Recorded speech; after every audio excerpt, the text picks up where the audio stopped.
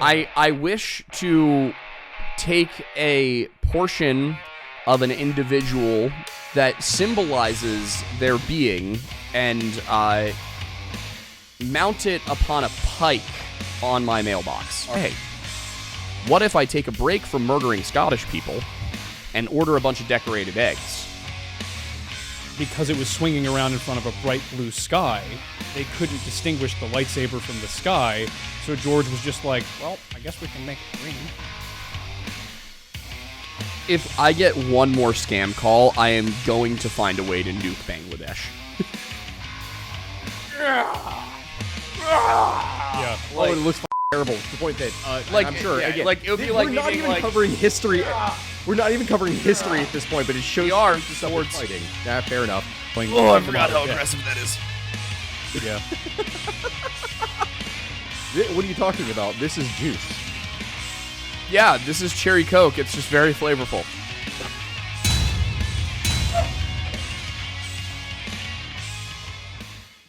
For anyone who's watching this here right now, we're filming this like 20, 30 minutes later from the time that we had filmed the previous episode. I have spent the last 20, 30 minutes going back trying to find where it is that I covered that one dandy that I said that I would talk about. The guy who paid the equivalent, it was millions of dollars today in bribes in order to get elected into office in Britain back in like the 19th century, because that is what was just expected of a noble to do. Is like, if you wanted to do anything in society, that's what you do. He does it, attends one session, gets bored, and never shows up to office again. I have been searching endlessly to try to find this thing, and Google AI, I swear to God, has drowned every single foreseeable thing that you could possibly want to look up information about something in useless crap that is not related, but is like, oh, you may be referring to this, and then every search result just, I am giving exact details of what this person did, and it gives me nothing. It gives me literally nothing, and I am so frustrated right now. Google AI is the bane of my existence at this point, because you know how every year we get to Easter, and a whole bunch of people on TikTok are like, did you know that Easter is pagan? Did you know it actually comes from a pagan holiday? It doesn't at all. In any sense, there is no remote connection between Easter and any pagan holiday. Have you explained that on this show yet? On this show, I don't know, but I'm about to. But the thing is, I'll sit there and I'll be like, but this has to do with AI, because I'll be arguing with people and I'll be explaining things to them. And they bring up like an AI search result. Give me a screenshot of Gemini's AI explanation where it's like, well, Easter actually comes from the goddess Estra, who was a Germanic pagan goddess of fertility and the new dawn. It's like, and every single time you click it, it's taking you to some like blog or some where it's just drawing the information from. There's no actual citation or source or anything from it. It just is bringing it up from like, oh, well, according to a result that we found. It's AI, when you look at these things, and this is why you do not use this for straight research. It is quite literally just taking search results that you could have done yourself from either Wikipedia or some random blog or something else, and then compiling that into one place to present it to you. And I will sit there. It does not mean it is actually sourced. And I will sit there and I'll be trying to gently explain this to people and be like, okay, so here's the thing. First of all, Easter, the term, is only used in two languages, English and German, and the German one's slightly different. They both do derive from Eostra, that's true, but the rest of the world calls it Pascha, or something like Pascha, which is just the Greek transliteration of the Hebrew word for Passover. Why? Because the Easter holiday is directly linked to Passover in terms of its dating. So I try to explain to people, like, so that's where, the Easter is not called Easter in every language. In the place it originated and everywhere else, it's called Pascha after the actual thing it originated from. And no, Easter is not just Christian Passover. Easter is the fulfillment of the Passover covenant from the Old Testament. That's not the point. The point is that I'll sit there and I'll be like, and they'll be like, well, why is it called Easter here? You know, what about the goddess Eostra? And I'm like, that comes from Bede's The Reckoning of Time. And what he was saying is that Easter in English is named after Eostermonat, which is named after a goddess. So Easter is not named after the goddess. It's named after the month named after the goddess. And here's what we know about the goddess. She was there. That's it. That is the sum total of human knowledge about the goddess Eostra. or Because almost Ostara. all of it was not. It wasn't written down from any kind Nothing of was forces. written down. There is one person, I was like, this is the sole document we have attesting the existence of this goddess. And somebody on TikTok who ended up telling me that Passover isn't a Jewish holiday. And at that point, I was just like, oh, okay. All right. And I was like, next you're going to tell me Moses wasn't Jewish. And he was like, no, he wasn't Jewish. And I'm like, oh my God, this is what? He was technically Hebrew? And he's like, no, he was something else. I'm like, a secret third thing.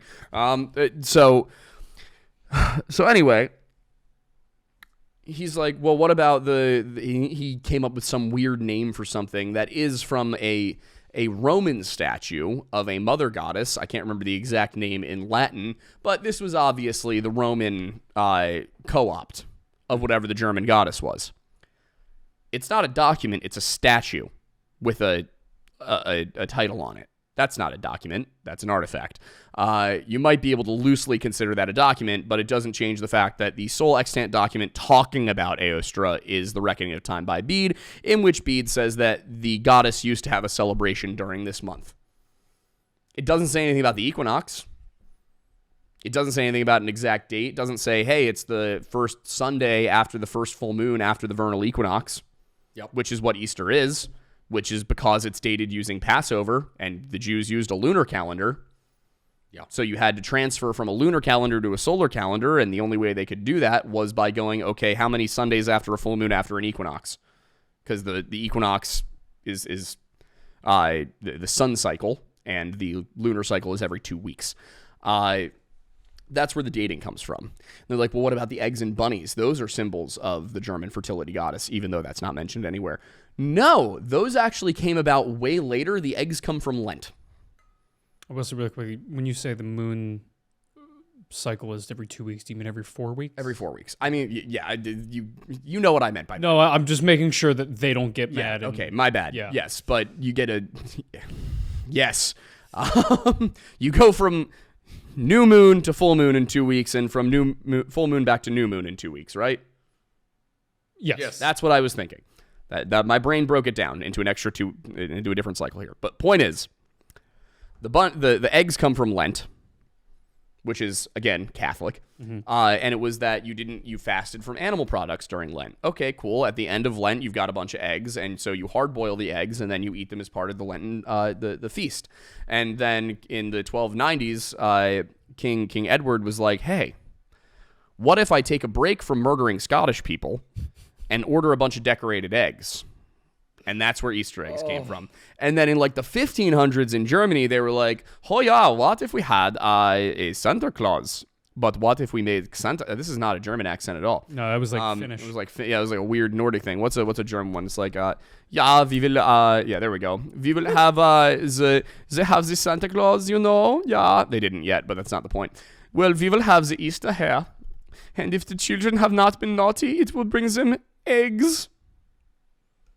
And yeah, that's Claus, why will it bring them the eggs? Oh yeah, because of the Lenten feast. They're pretty. That is how it came about. It was like a Santa Claus figure. The Easter Bunny is a Santa Claus figure. Yeah, basically. There is not a single shred of paganism anywhere in it. Wait, so you have this argument, and you sit there and you give them citation after citation after citation, and you explain that they have no citations, and you ask them for citations, and they don't give you any, and they're like, "Well, Google it, I said so." When I say Sam Altman, how do I put this? How do I put this in YouTube-friendly terms? I wish to take a portion of an individual that symbolizes their being and mount it upon a pike on my mailbox. All right, quick, right here. At this point, we cut to Patreon now. Say what you really want, and this is just going to be an insert that it's going to go randomly as like this is the opening line for Patreon right here.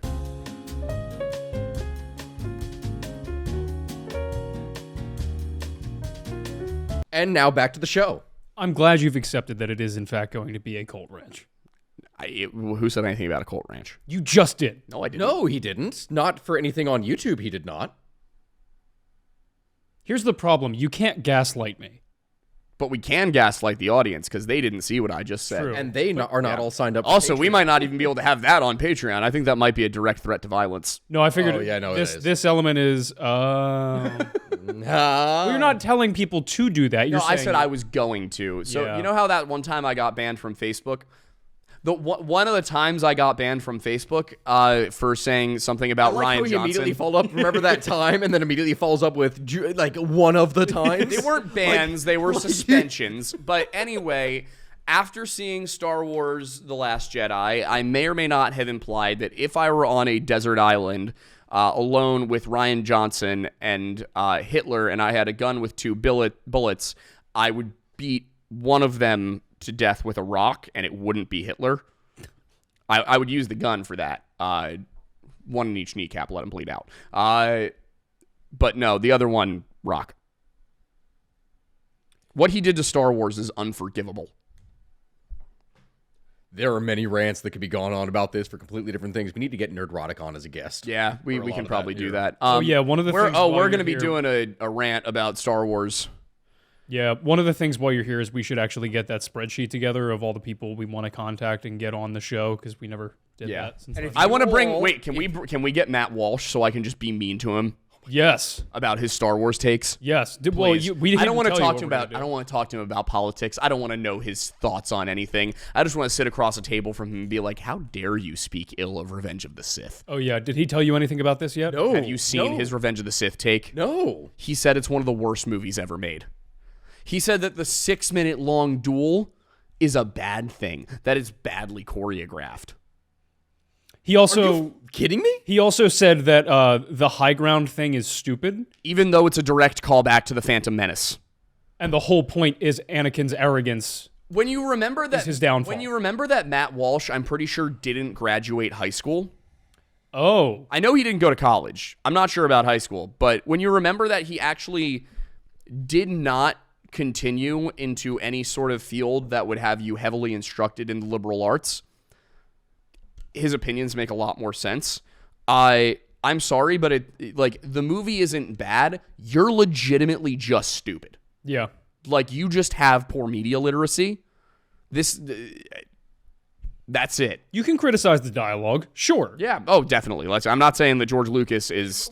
We're not saying it's a dialogue masterpiece. He's not George R.R. Martin. No. But the world building and the overarching story and several of the details within are some of the best pieces of storytelling. Oh, I in the forgot how modern day. aggressive that is. Yeah. What are you talking about? This is juice. Yeah, this is cherry Coke. It's just very flavorful. Yes, indeed. No felonies were committed bringing this liquid to Pennsylvania. Also, on that note here, remember how I talked about the whole thing with the dandy from the very beginning? I wanted to bring this up because this is something that is related to, but this is not exactly it. This is a story of another guy, and I swear I could do an entire segment and series on different people that engage in such an action. This is Sir Christopher Hawkins, the first baronet, who was High Sheriff of Cornwall in 1783. So he followed his father's footsteps by becoming a member of Parliament at the age of 26. Mind you, 26. So year younger. Because are you the same age? You Like 6 months younger, yeah. okay. So because both of you were 27 then.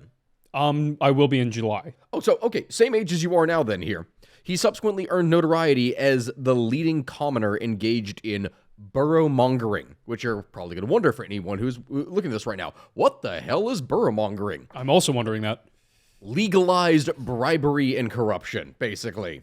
Oh, like Burrow as in like the borough of Phoenixville. Yeah. So this He's not mongering a borough. Yeah, I thought it was like BUROW. Also, one of my just really quick side tangent here. One of my favorite jokes from TV ever is from Always Sunny in Philadelphia when they go to Ireland and Charlie finds out that Frank. Okay, spoiler alert, but it's been out for years now. Finds out Frank is in fact not his father, and that his father is an Irish guy.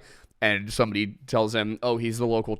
Somebody goes, "He's the local cheesemonger," and Charlie goes, "Oh, I had no idea he was a mongrel." Oh my god! He's like devastated by it. Also, the fact that this joke of Charlie being illiterate throughout the entire show carries through to he's not illiterate; he just only knows Gaelic. That's the thing. Yeah, Because his pen pal has been his dad, who he doesn't know is his dad, who writes to him in Irish. Oh my god. Yeah. So the reason he believes it's Pepe Silvia is because he's because he's illiterate in English. incredible. Anyway, please go on. All right, so you all already kind of covered this in the first place. What is a fishmonger? What is a cheesemonger? It's somebody who mongs. They sell that product. They sell that product. All right, so a borough, like representation of a like area of land that is, you know, a constituency, right? Like in the same ways you'd have like a county or something else here. The term borough typically refers to a Quarterback for the Buffalo Bills. borough. Oh no, wait. What team's Bengals? My bad. Wow, that was bad. What was I thinking of? A boroughs originated as burgs, which were fortified settlements that came about during the Viking Age, because Alfred the Great realized something no other English king at that point had realized. They weren't English yet. They were Anglo-Saxon, but no other Anglo-Saxon king had realized yet, which is Vikings do not handle walls very well. No, they always go after the easiest of targets. A slight wall or slight inconvenience. And yes, people have like the famous example of the Siege of Paris where they obviously bypass it in ingenious ways. Yeah. But generally speaking, the overwhelming majority of Viking warbands, the moment they encountered a wall, went, let's go attack the next place over that doesn't have one. Yeah, they were very efficient. They were like, if there's a wall, it's not worth it. So that was the burgs, were those walled settlements. And then because those were different from townships, which were just the kind of general areas, like we have townships here in Pennsylvania, which is apparently weird for America. That's not normal. Really? There's only one incorporated town in Pennsylvania. Oh yeah, I saw a video on that. So I think it's like Bloomsburg or something. Anyway, you had the difference between the township, which was the surrounding land, and then you had the burg. And so the borough is the later version of burg, and that is usually a very densely populated area in the middle of a greater township. Isn't that lovely to establish context? Now to explain the corruption of exactly what this involves. So when you have a boroughmonger, this is a person who engages in basically the sale of positions for government. Because what would end up happening is that you would have the purchase or sale of rotten boroughs, which are parliamentary constituencies that had very few electors, and as a result could be easily bought or sold through patronage, influence, or just straight up bribery. Like imagine a place that it's like, okay, this place technically is going to get a vote, but it only has 500 people. In the same way as this other place that has 5,000 people also gets a vote, but it's way easier to bribe 500 than it is bribe 5,000.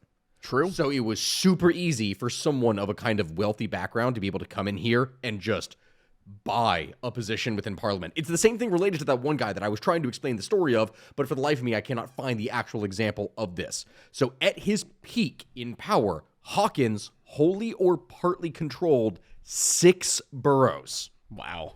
Each returning 2 MPs, giving him the ability to ensure the successful election of candidates in return for cash or favors. And so he normally reserved these seats of government for Tory party supporters because, you know, old conservative aristocrats who have a lot of money to be able to throw at something. Yeah, he just straight up would accept bribes in order to ensure that they could get into power.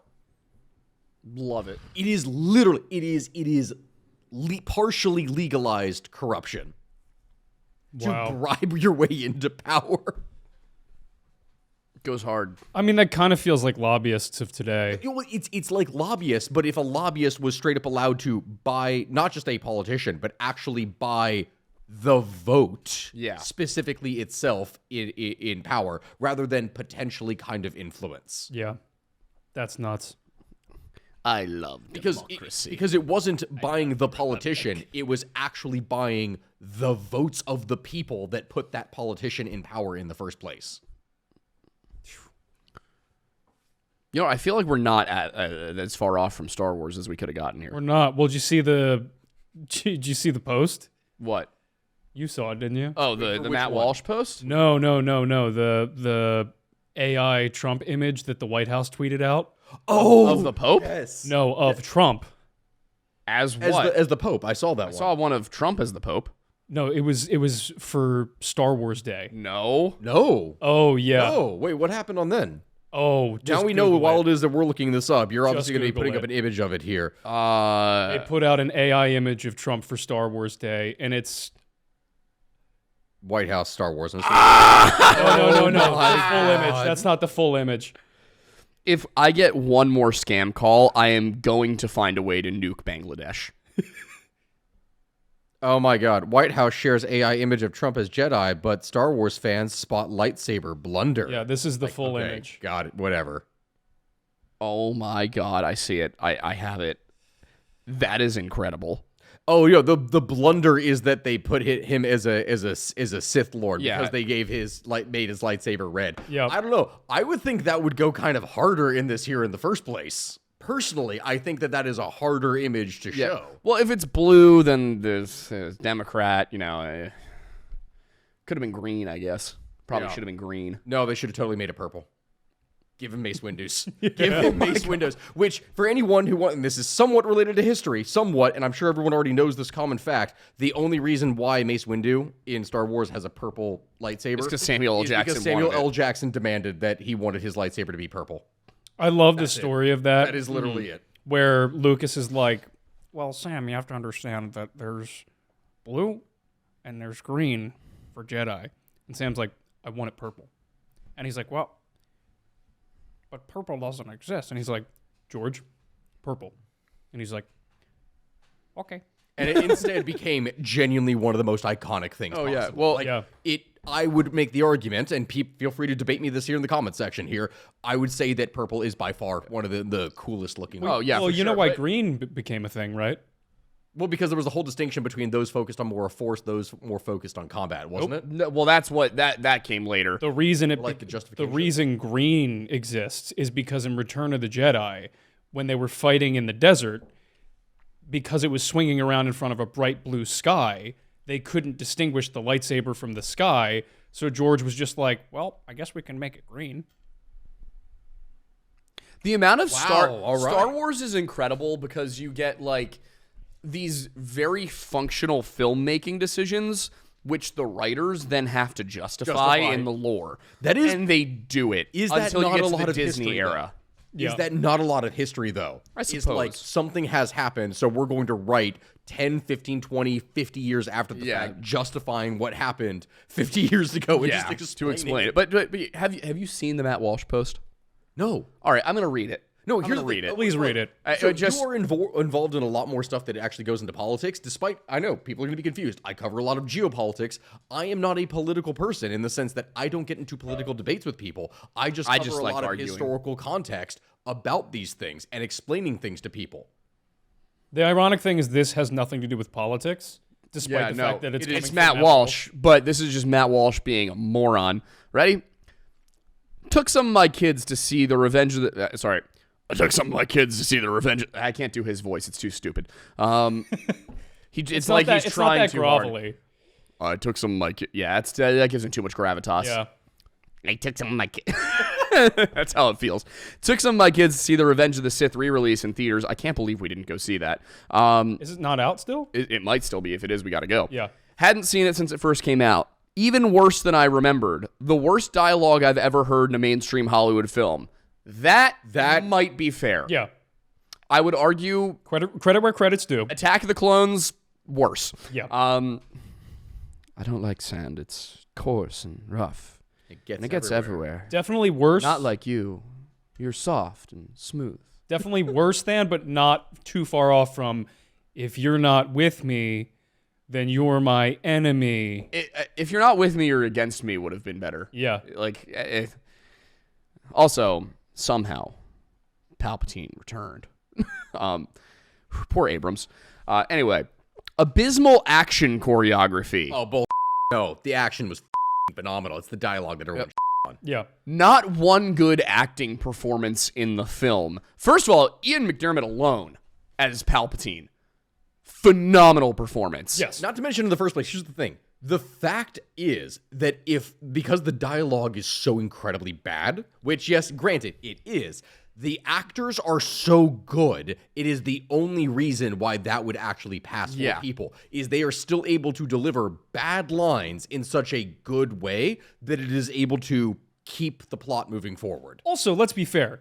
The dialogue's bad in certain instances, but not all over the place. Not all of it's bad. The story of Darth Plagueis the Wise, Yeah. phenomenal. Oh no, Very well written. It is such good foreshadowing. It's not even foreshadowing at that point. That's just a good. Oh wait, hold on, something's happening moment. Yep. Also, I love but this whole thing was your idea. Oh no, I'm not brave enough for politics. Yeah, so good. That's no. That's us. Yeah. I'm saying I'm not brave enough for politics, and you're like, we started this. Yeah. Okay, so not one good acting performance in the film, objectively wrong. Truly a terrible pile of This is what I would say about Matt Walsh's entire show. An insult to the art of cinema. This is what I would say about Matt Walsh's movies. George Lucas should have been arrested. I understand being dramatic about stuff in here in the first place, but Is Walsh authoritarian? He refers to himself as like a theological fascist in a tongue-in-cheek way, but I think if we're all being honest with ourselves, he's serious. Okay, right? And that was some dialogue.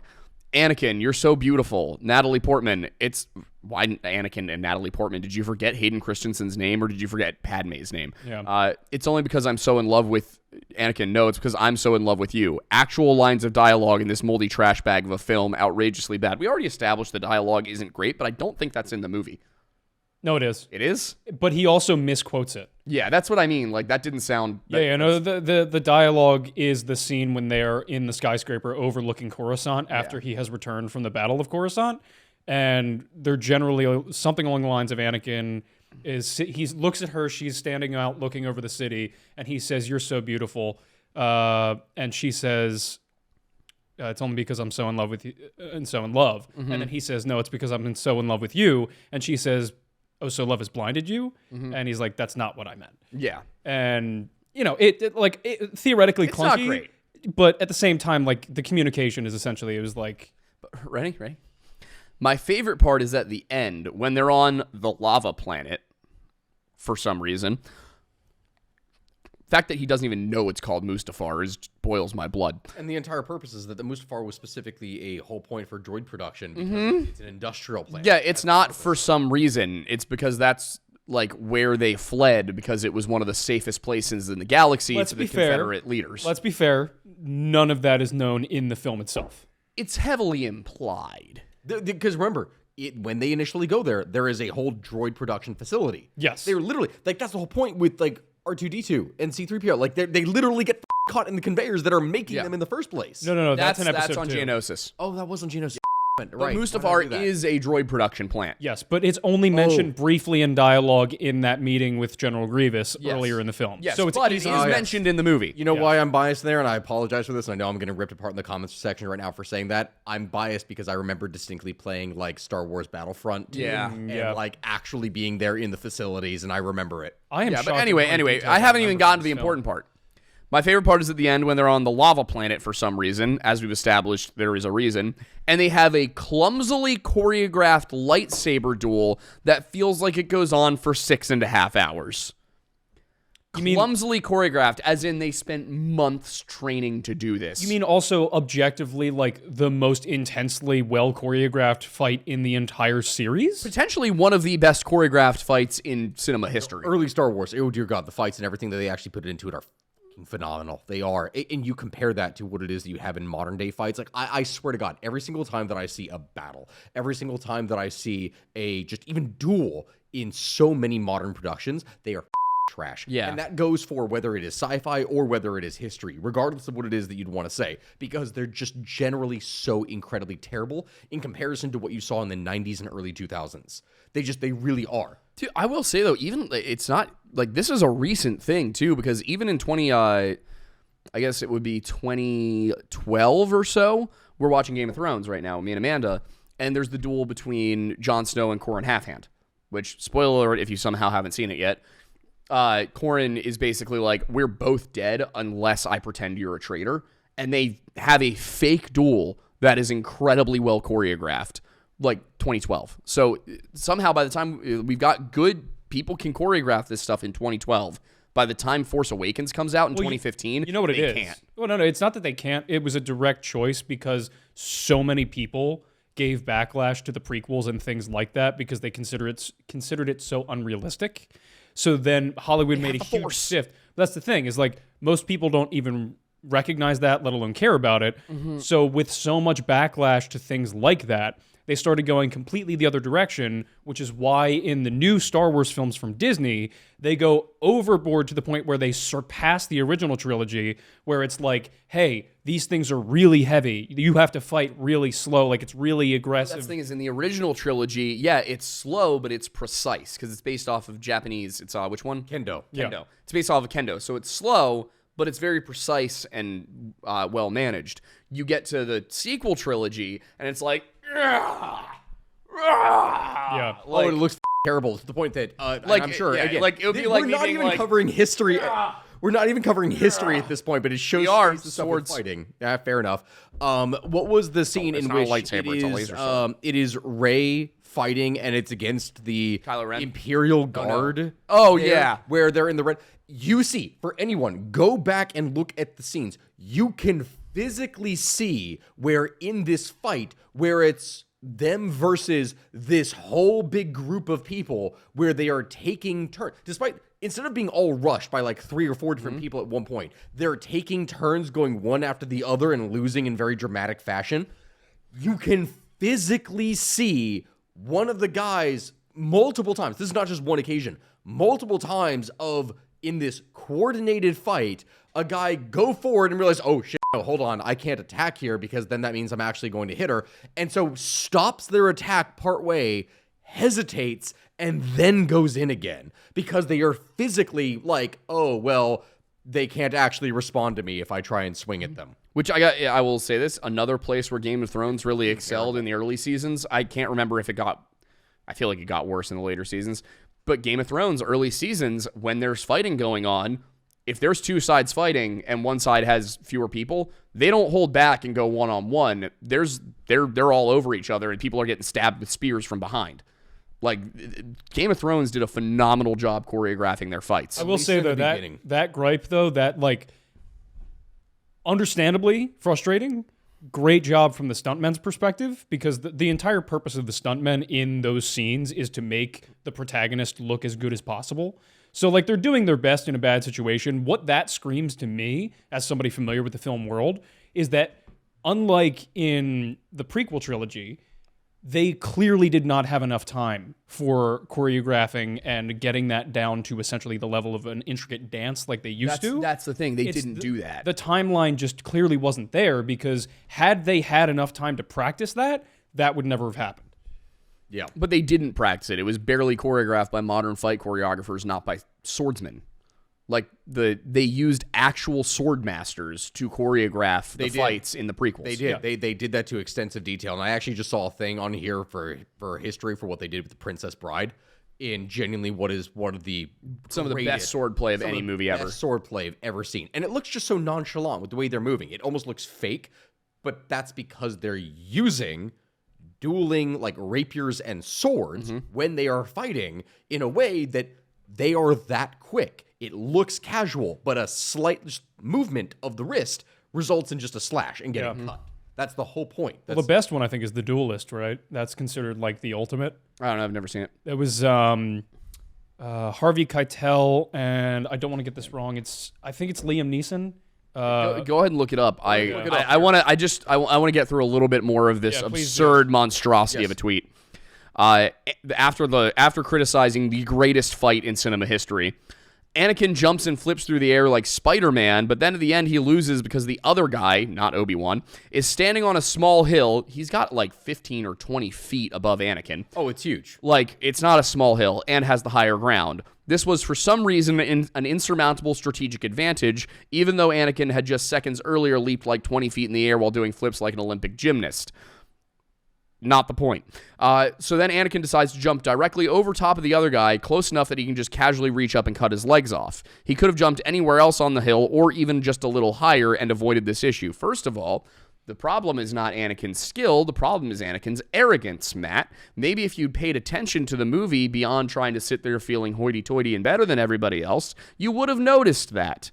But keep in mind, you what was your thing that you said about this, about the Phantom Menace? Okay, yeah. So first of all, to piggyback off of what you just said, if you'd listen to any of the dialogue in that scene, the entire point that is verbally communicated to you is that Anakin is being as arrogant as he possibly could be in that moment, trying to overcome the person who literally taught him this stuff. But yeah, going back to the Phantom Menace specifically, at the end of the Phantom Menace, Maul has essentially won. Qui-Gon is dead, or near death because he's still able to talk after the fight, and then Obi-Wan is hanging for dear life in the very tip of a ventilation shaft that Maul is standing over and essentially just like flinging his lightsaber around trying to get him to fall, really just taunting him because he knows eventually he is going to have to like lose his grip and die. But in that moment, the entire point is that Obi-Wan is smart enough to overcome him by realizing, remembering, and utilizing the Force to get his master's weapon. The point of this scene is that it's something that Maul has never encountered, and it's something that is intellectually superior to Maul. Mm-hmm. The reason Maul doesn't cut him is because of his arrogance, because he sees an unarmed man leaping out behind him. The reason, and you see it in the look in his eyes when it happens. He's shocked. He's shocked because he doesn't remember and he doesn't realize that Qui-Gon's saber is still in play. And so by the time... the important thing here, Obi-Wan's saber fell down the shaft. Yeah, the Obi-Wan's is gone. So he thinks of him as being completely unarmed. And then by the time he has ignited the saber, Maul is standing there. His saber is at his side and incapable of being grabbed or utilized before Obi-Wan cuts him in half. Mm-hmm.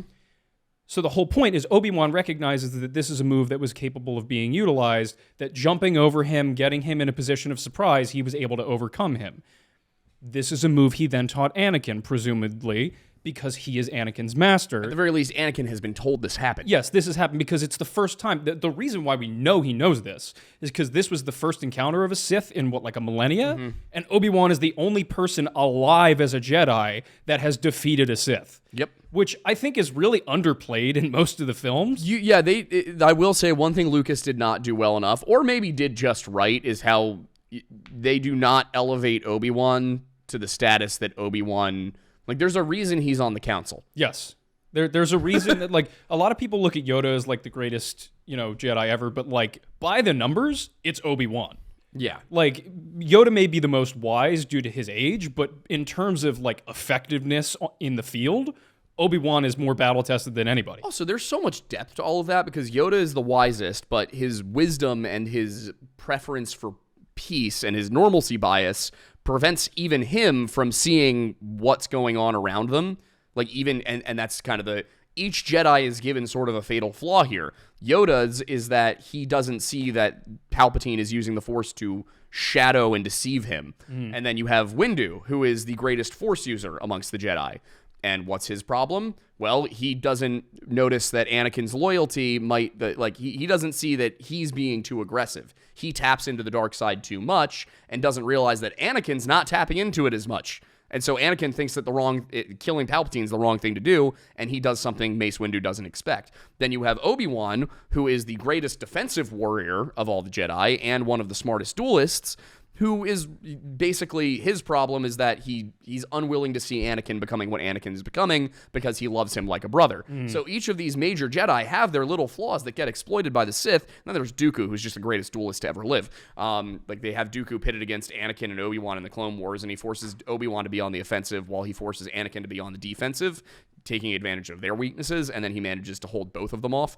But like the way that it's written and the lore behind it are incredibly intricate and very intelligent. The world building is amazing. The dialogue just doesn't live up to it. But everything else.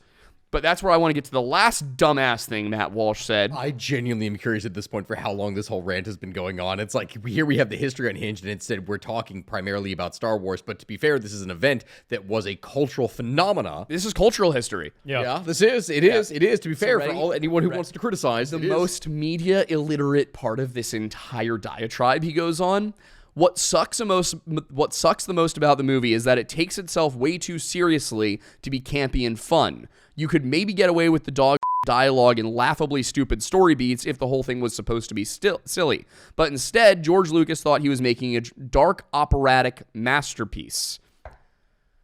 The whole point is It's the a space opera. Yes. Also, That is quite literally It's the definition supposed of to what take it is. itself seriously while being campy. also at the same time, the entire prequel series is a tragedy. Yeah.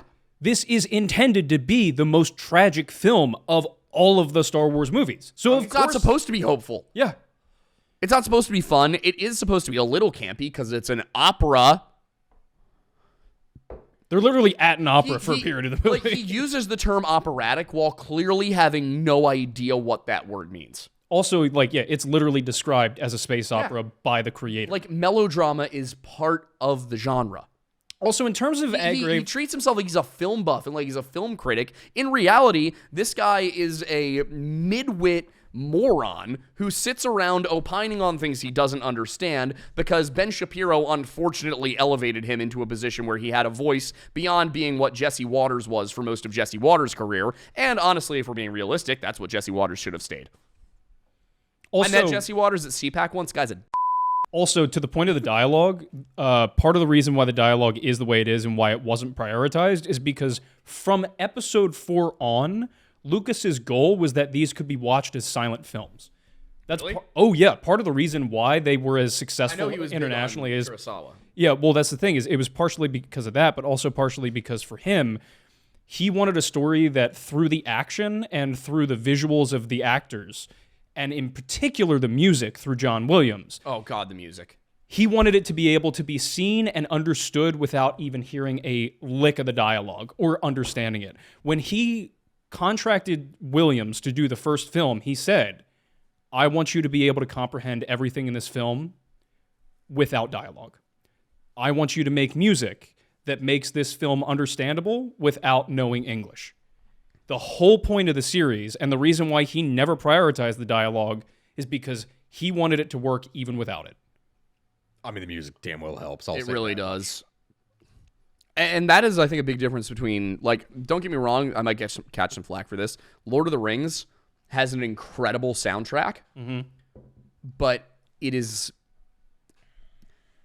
Lord of the Rings has an incredible soundtrack in terms of background that works well with what is going on at the time. And the motifs and how things appear at the same time with, like, and they get twisted around, but the music dialogue itself in Lord of the of Rings. Star Wars is almost overpowering at times, to the point that you cannot imagine the scene without the music. Yeah. The Imperial March, in and of itself, if you do not see military marches and just immediately in your head, the Imperial March pops into your head, you aren't thinking of it. Yeah, Because it is so iconic of just, this is... So that's a difference of music that goes well versus music that is. Yeah, the music in Star Wars is part of the storytelling. The music in Lord of the Rings supports the storytelling. Yeah. But the dialogue is first and foremost in Lord of the Rings. Star Wars puts the dialogue all the way at the back. Yeah. Lord of the Rings, again, this came out at the same time as the prequels. That was dialogue, music, action. Star Wars is, like, arguably music, action, dialogue. Yeah, 100%. Has this been a 20-minute rant at this point about Probably. Star Wars? Closer to 30. Well, I actually kind of wanted to use it to transition because I figured this was a good way to talk about, like, historical, like, movies that use historical fighting styles. Media. Oh, real quick, I did look up... Yeah. Can I go on a rant? Can I go on a rant for my favorite one here that is f***ing awful and I hate it so much? Really quickly, I do want to address, though, the movie that I was thinking of was actually 2 movies. It's The Duelists from 1977 and Rob Roy. Rob Roy is the one with Liam Neeson, and The Duelists is one with Harvey Keitel and... just had it. Hang on. Keith Carradine. They are considered 2 of the best swordplay films of all time. The Duelists is number 1, and Rob Roy is in, like, the top 5 because it is, like, extremely accurate to the period where, like, kind of what you were describing about how, like, slight slashes make a huge difference. They've kind of been referenced ever since. Like, the goal for The Duelists was to make the most accurate swordplay film of all time, and, like, they pretty well succeeded. But anyway, sorry, just wanted to clarify that from previously. Go ahead. No, that completely makes sense. All right. It's not technically history. It is fantasy because, of course, we're bringing back things into Game of Thrones. But I will say this. Among all things, I've seen a lot of movies. I've seen a lot of shows. I've seen a lot of basically everything. The worst fighting I have ever seen in terms of structure and presentation, and it is by virtue of the fact that it's on such a large scale, is the Battle of Winterfell in Game of Thrones. And that's the thing is Game of Thrones does so well in the first 5 seasons, and then it just falls apart. It does. It does. Well, season 6 now, was still for pretty anyone, I mean, like the combat. for anyone who has not somehow seen this here, I want to paint a picture for you. It's dark. Now, it's dark. Like, can't no. see First of all, like, we need to be very clear here. It's not just dark. It's black. Yeah, it is. Like, you actually can't see the majority of what is going on, which brings up the whole thing about actually what ended up happening in Lord of the Rings. Optimized. Yes, you can. You can artificially brighten it as well. Well, here's that's the thing though. Like, we watched this. We did mess with the settings on the TV a little bit. We watched this in a pitch black room, and it worked. If you're not watching it in a pitch black room on an OLED TV, which we did not have, we had to play around. You need a pitch black room and an OLED TV for this to be visible. Yep. It's that dark. So I will say really quickly, just a minor interjection here. This is actually a prolific problem with the film industry right now, and not in the sense of like they are causing the problem. It's they don't know how to find a good solution, because every manufacturer of different screens calibrates their screens differently. Yeah. And so the problem is that there are also various forms of distribution for each film. So the creatives on a film will set a look, but then after the fact, they have to recalibrate every single form of distribution to try and essentially work for different screens. The problem now is that each streaming service also calibrates the distribution differently. I understand what you were talking about, but there's a very big difference here. So go ahead. This is the comparison that people will give to Lord of the Rings. And I remember the argument from this here is you compare the Battle of Helm's Deep, which also took place at night. Yeah. That is when that takes place. It is at night. You can see everything clearly. There is light, there is everything, but it is very clearly supposed to be night. So one of the jokes of it is, when talking about the Battle of Helm's Deep, is, asking the director, where is the light coming from? Yeah. Response, I don't know, same place as the music.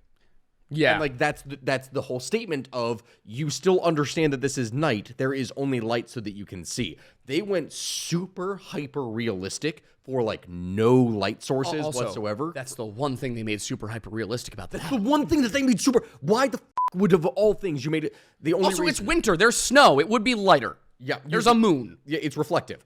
Anyway, whole point on this, battle setup, the reason why I'm so pissed off with this is that you see bad representations of battle structure, orderly lines, everything in every kind of film. Charges, etc., whatever. It's the same kind of that ends up happening. Horses are always too close together. But the thing that angers me, arguably one of the most, people, and I gave some criticism with this as well, there is an argument to be made as to the whole reason as to why they place their soldiers on the outside of the castle walls from the very beginning. The entire purpose is to draw in the Night King, right? Mm-hmm. Like, everyone says, there's castle walls. You can station soldiers behind the walls, and it's a siege, so you have a numerical advantage. Yes, this is true. And I gave that criticism because they could have put more soldiers behind the wall and kept, or at least the trebuchets. Yes, and kept a token force outside. Instead, they put like 90% of all their soldiers outside of the wall in the first place in order to draw on the enemy.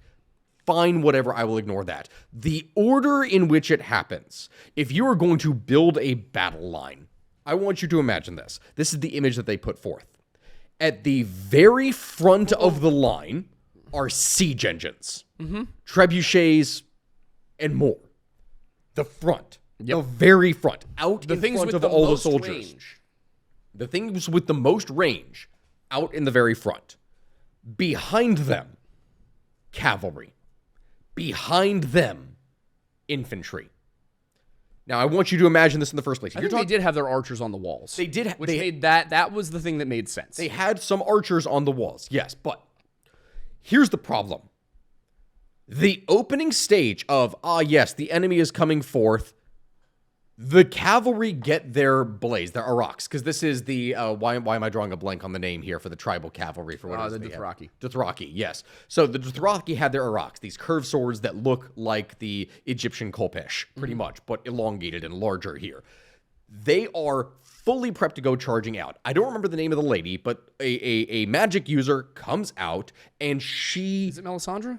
I think it was Melisandre, yeah. She goes and she lights all their swords on fire, and this surprises them. Like, mind you, this is the part that bothers me in the first place. They position their soldiers here, fully anticipating that their blades being lit on fire was not supposed to happen. That's like a shocking, awesome bonus that they get right there. The battle opens with the Night King's forces appear, but they haven't really appeared yet because it's pitch black. So they launch their trebuchets with flaming ammunition, again, for Night King's forces against basically zombies. Again, kind of makes sense. Okay, I guess, sure. But the cavalry, with their newfound burst of morale, charge forth in a gigantic central charge. Not heading around the flanks, not doing any sweeping formation, a front and center charge. And it's supposed to be this horrifying moment where in this big moment of hope, you can see their blades on fire, them charging forth. Which, for anybody who doesn't know Game of Thrones, the things they're fighting come from the north. They are winter embodied, so fire should kill them. Yes. It does, actually. It does. It does, actually. It is a good thing. It does actually help. But you start to see the flames get snuffed out because you can barely see anything else except for the dots of flame, and it's supposed to be the horrifying thing as they just get completely swallowed up by the darkness and just eradicated, right?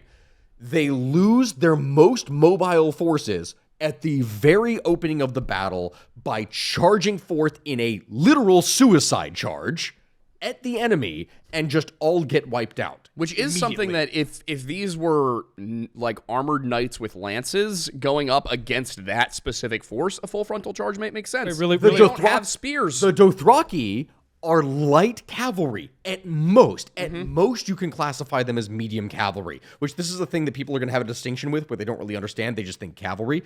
There are 3 classifications, light, medium, and heavy, with the most common typically being heavy and light. You don't really at many points in history see medium cavalry, but they are utilized. They might be utilized for like escorts for merchants. Wait, really quickly. This is Stannis' force, right? No. This is Daenerys and Jon's force. Yes. People who have been fighting for literally years and should have plenty of experience with commanding forces. That's a good point. When Stannis comes in, the battle that Stannis gets involved in, he's fighting a large force of light infantry who are assaulting the wall. He has heavily armored cavalry. They do a full frontal charge at their flank with knights that are wearing full plate armor. Yeah, I was going to say. That makes sense. Well, this is the thing. This is what confused me because I thought it was supposed to be. I'm in my head. I'm like, oh, this is Stannis' thing. This is No. This is entirely supposed to be Stannis' flaw. This is season He 8. got too pride. We're talking about season got 8 it. here. Oh, wait, I got to pee. We'll keep going. And which, on that note, when I say this here in the first place, the entire purpose of cavalry, regardless of whether it is light cavalry, regardless of whether it is heavy cavalry, regardless of whether it is medium cavalry, the entire purpose of it is the shock factor and morale damage that they provide. Zombies have no morale. There is never a zombie that will retreat. Whites. Continuous. Even then, they still won't. They won't fall back.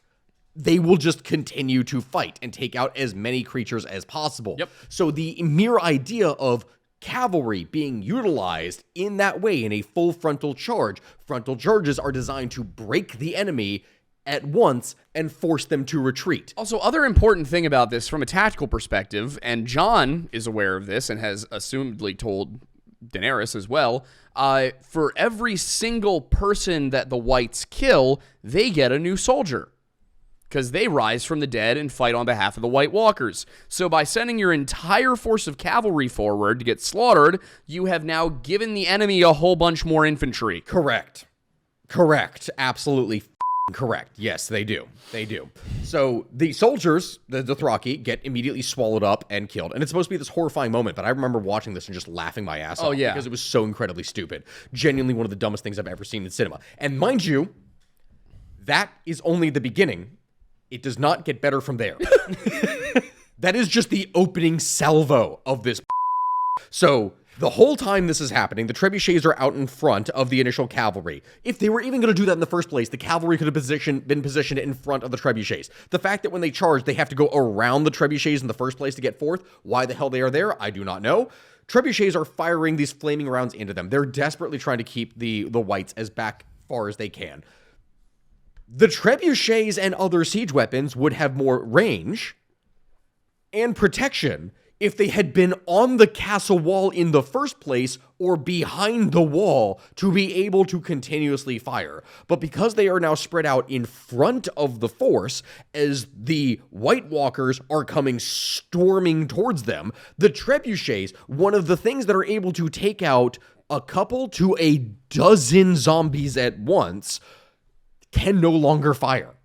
So they lose the thing. Which, by the way, they have a minimum range. They have a minimum range. They have to be beyond a certain range in order to be able to fire in the first place. It's not like a cannon where you can technically fire point blank at an enemy. You physically cannot do that with an arching weapon.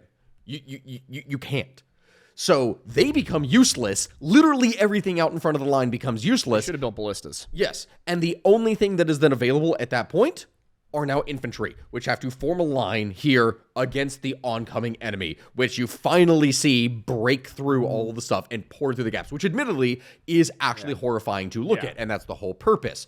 But that cavalry could have been utilized around the flanks, as they are exactly designed to do so in the first place, to kind of harass the enemy, fall back, harass the enemy again, and continuously keep on trying to reach in and bite before going back further. That is the only way in which they were feasibly usable. The opening charge itself is suicide and incredibly stupid. Then from the infantry line, what they end up doing is they have a series of ditches that surround the castle that they then light on fire. And admittedly, tactically, good idea. They go and light these ditches, which in turn means that the whites, who cannot touch fire without dying, they are stopped. And everyone cheers, everything is great, and at this point, this whole rant at the end is just going to be on a whole thing for battle presentation, how terrible it is.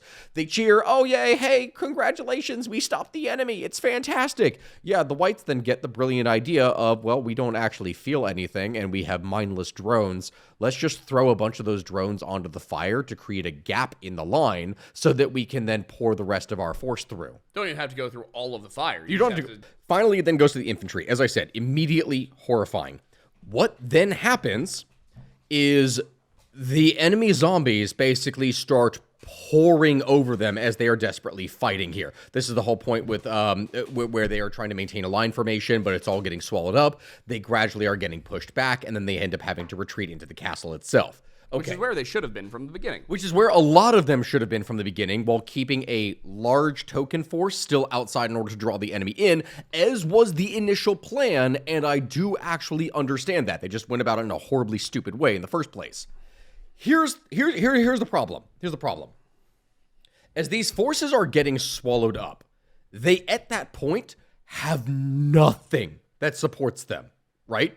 You don't see mass numbers of archers on the wall that are firing down into the enemy with flaming arrows. You do not see that. When this actually goes through and they actually start breaking through, and at that point, as the infantry are forced to retreat back into the castle and the walkers start pouring over each other in a way that is similar to World War Z. You know what I'm talking about? Where like the zombies are climbing on top of each other to get on top of the wall. You see a similar type thing occur.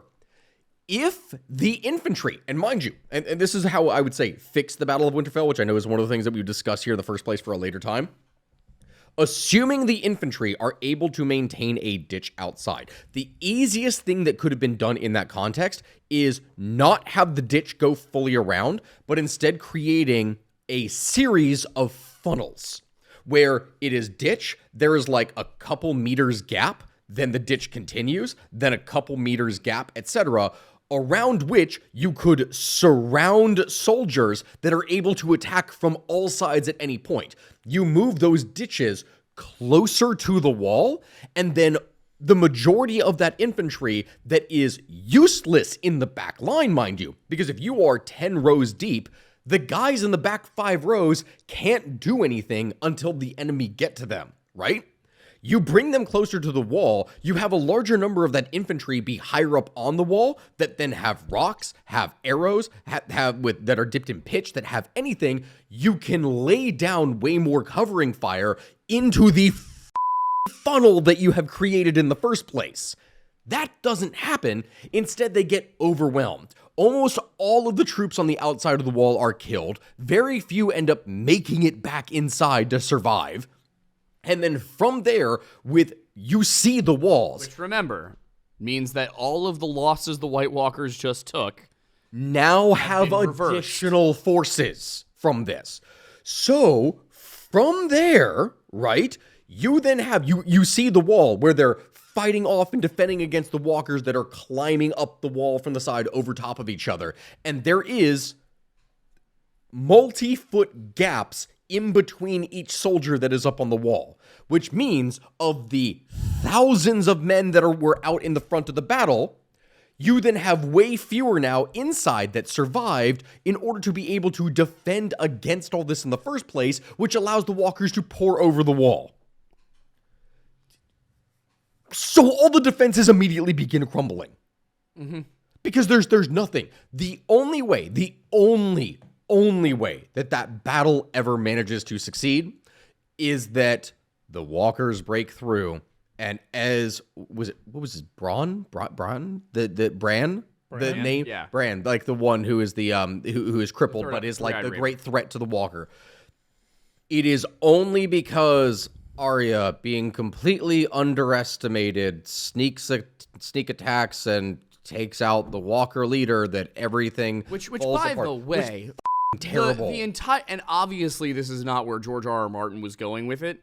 The entire prophecy is that like a specific prince is going to be able to defeat the Night King. Not that some random unexpected thing is going to happen. Like, stop trying to subvert the expectations.